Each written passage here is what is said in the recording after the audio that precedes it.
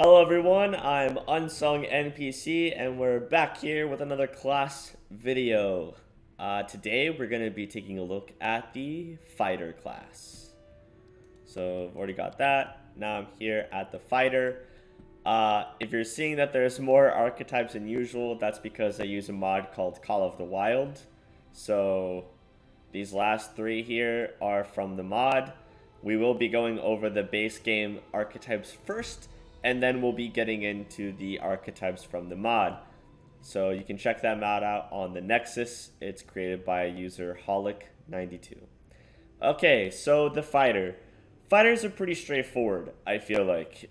The customization really comes from the feats you choose, rather than the actual features within the class itself. So for fighter, you have all your proficiencies, right? You get a bonus combat feat at first level and then every even level. So you'll get a combat feat every even level and a regular feat even every odd level, and you'll get both on your first level. So if you're a human fighter, that's 3 feats at the beginning, which is pretty crazy. So all those bonus combat feats. You'll get bravery, which stacks up to 5, so it's a plus bonus for will saves against fear. So eventually you'll have a +5 against fear. So while fighters might not have the best will upgrades as they go along, you will get increased will points against fear, which is arguably one of the most important ones. Okay, then we have armor training. So armor training lets you reduce the check penalty by 1 and increase the maximum dexterity bonus by 1. And that will stack up here as well. So advanced armor training. Alright, so a fighter can choose an advanced armor training option. If the fighter does so, he still gains the ability to move at his normal speed while wearing medium armor at 3rd level, while wearing heavy armor at 7th level. Alright. And the,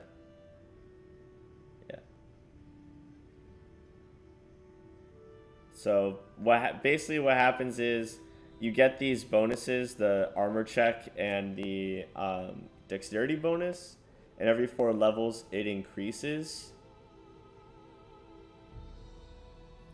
And then it says at 7th level, instead of increasing the benefits, you can choose an advanced armor training option instead. And then armor mastery at the end is when you get damage reduction 5 when using armor or using a shield. So that's awesome. Damage reduction is always nice. Then we have weapon training, where you have to select one of the weapon groups, and then you'll get a +1 bonus to attack and damage rolls. And that affects stacks, and then you'll get a secondary weapon training group at 9th level, which will stack up to 3, and then you'll get weapon mastery, where you can choose one weapon, and any attacks made with that weapon confirm all critical hits and have their damage multiplier increased by 1. So if your crit is ×2, it'll become ×3. If your crit is ×3, it'll become ×4. And you cannot be disarmed. So that's all there is to a fighter, a basic fighter. It gets more complicated when you get into feats and start planning what kind of fighter you want to build. Fighters are also great for multi-classing if you're wanting to take other classes or prestige classes that can use some of the martial prowess of a fighter. So fighters are pretty great and can be used for various different things. Next, we have the Aldori Defender, which is all about the Dueling Sword, which is why you start with weapon proficiency Dueling Sword.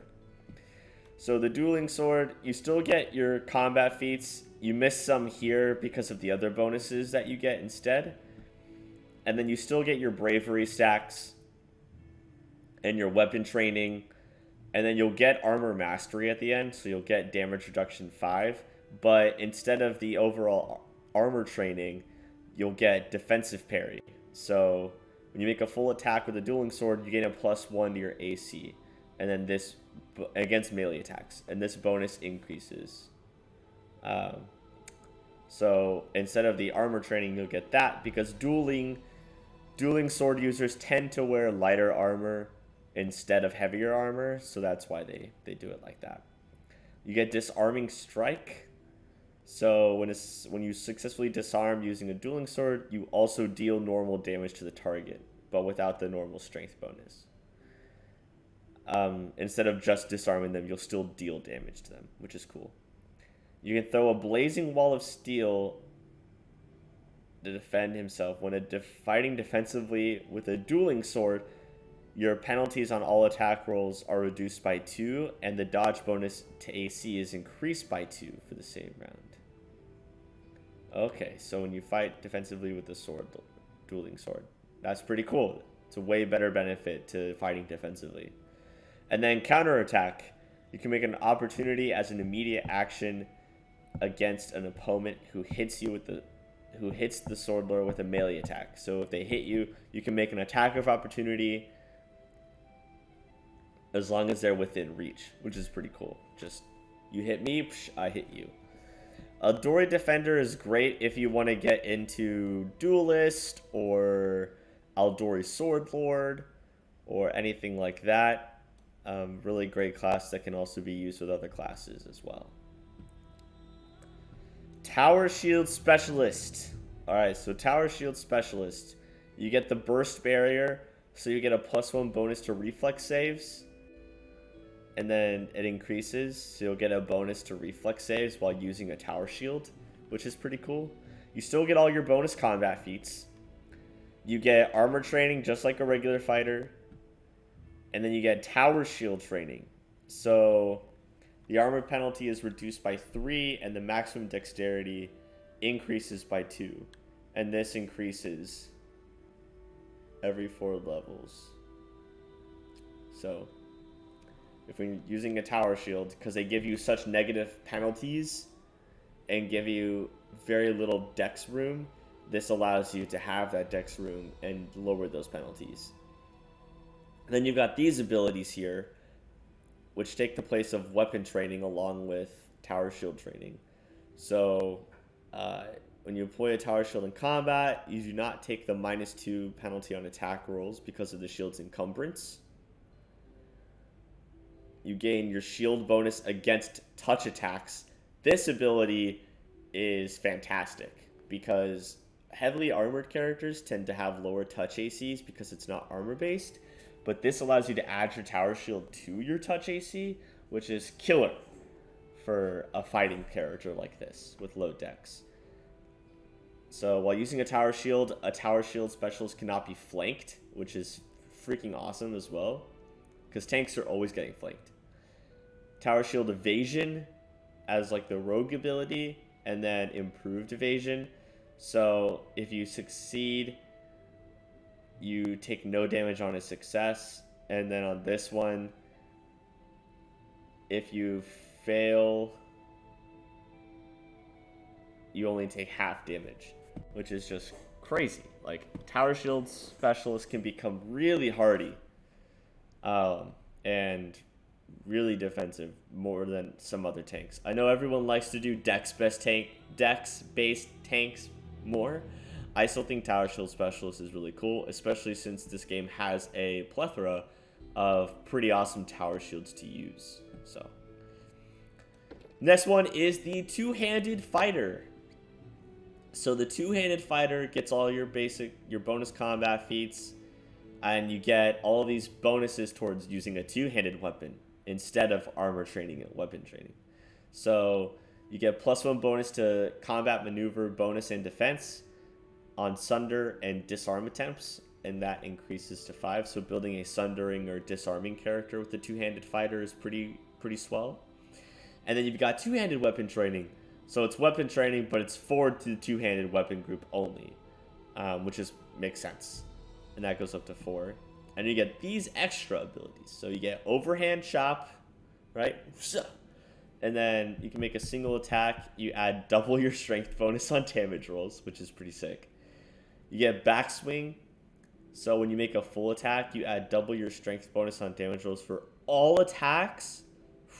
Yeah, so you're just like swing, backswing, swing, backswing.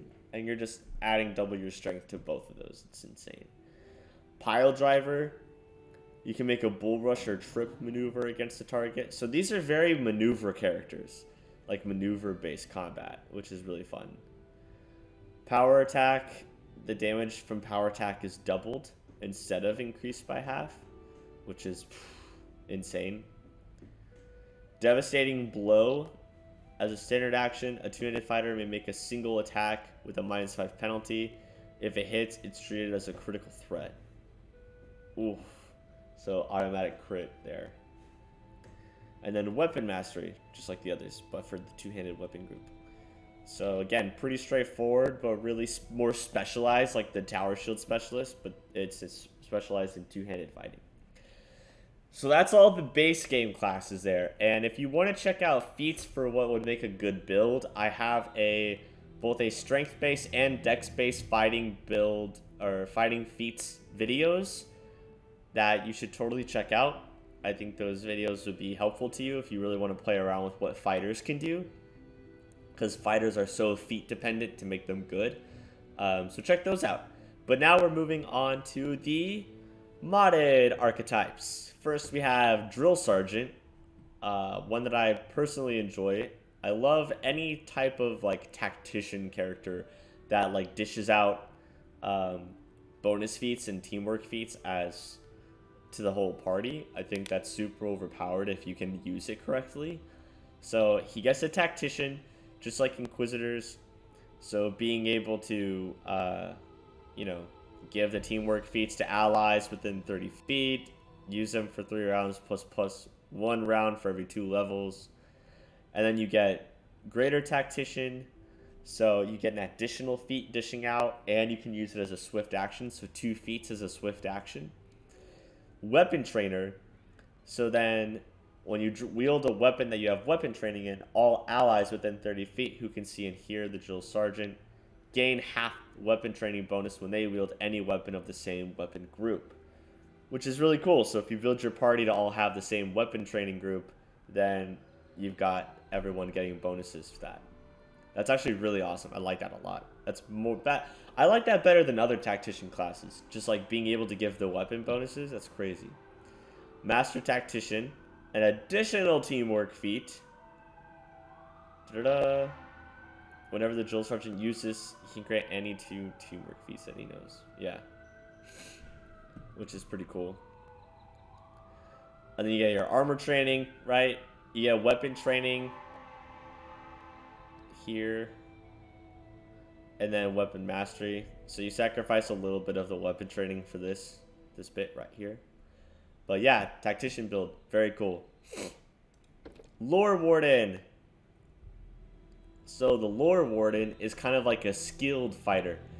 They're used to wearing little or no armor, so you don't gain proficiency with medium, heavy, or shields, but you gain an additional skill rank each level. Bonus combat feats, weapon training the same, awesome. Instead of armor training, you get combat expertise as a bonus feat, and then you get sword secrets. And some sword secrets are combat related, and some sword secrets are skill related. So checking out what those are pretty fun. I've played a Lore Warden before, and I think that if you enjoy fighter builds, this is kind of a unique twist on playing a fighter character, and I think that it was pretty fun to play. So, check it out. The sword secrets are pretty cool.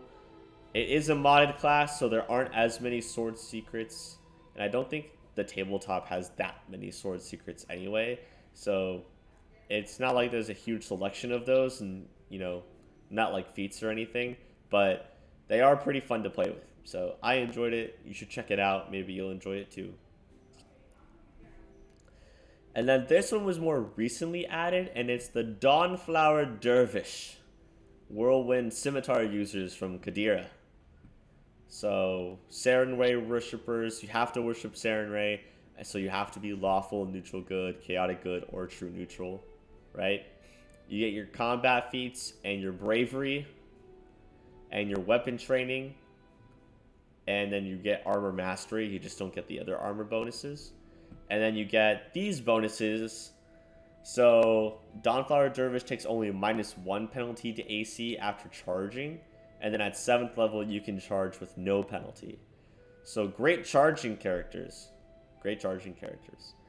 Can move through any sort of difficult terrain at normal speed without taking damage or suffering any other impairment, which is pretty awesome. Training on those hot desert sands makes your feet impervious to anything. Rapid attack. You can make a full attack after charge, which is just crazy. So like usually when you charge and then you get like an attack, and this one will allow you to charge and then get all of your attacks. So you charge at them for no penalty, and then you're just like ta ta ta ta ta with your scimitars, which is crazy. Lightning strike. So as part of a full attack, you can make one additional attack. Alright, so this attack. So yeah, you're getting an extra attack. So it's kind of like having a rapid it's kind of like rapid shot for archery, but it's with your scimitars. So yeah, really cool scimitar build, especially since you can really make this a cool dex build, because there is a feat that this mod adds that allows you to use dexterity with scimitars for damage and attack, which is really cool. So if you want to grab that feat and pair it with this, I think that would be a really cool combination. So yeah, this would actually be a really fun class to play. I would mess around with this one a bit. I think it's pretty interesting. And then if you want to go into like, I don't know, Dawnflower Anchorite, if you combine this with like levels in some spellcasting class or something, being able to do that as well would be cool. That prestige class is also from the mod. Yeah, so this is the fighter class. Like I said, there's not much to see here.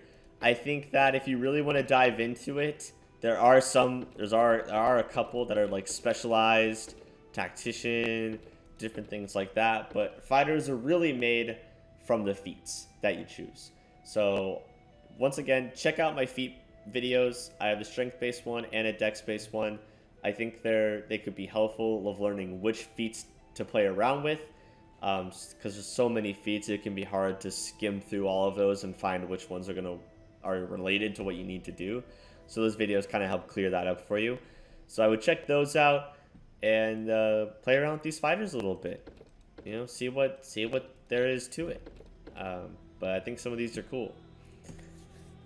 So this is the fighter class. If you're new to Pathfinder, the video game and the tabletop even, welcome. This is one of the greatest CRPGs.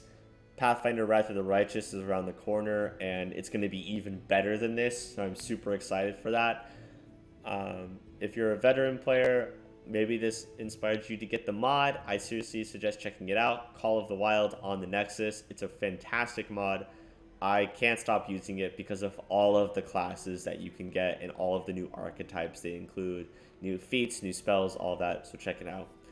But yeah, I'm UnsungNPC. I hope this video was helpful for you, and I will catch you guys in the next one.